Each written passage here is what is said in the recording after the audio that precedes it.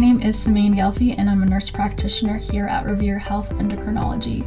I decided to go into endocrinology because it's interesting to see how hormones can affect your mood, your metabolism, and your overall well-being. In 2019, I was diagnosed with a thyroid disorder myself, which gave me insight into how it can impact people's lives.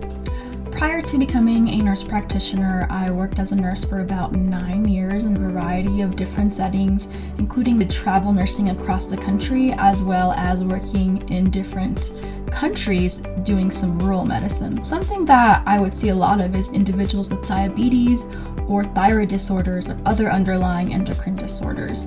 And so being a nurse practitioner now is very special because I get to treat these patients with individualized care. A fun fact about me is that I am fluent in Spanish. I also really enjoy being outside in the mountains. I like skiing, hiking, cycling at any opportunity I can get. I enjoy painting with my family.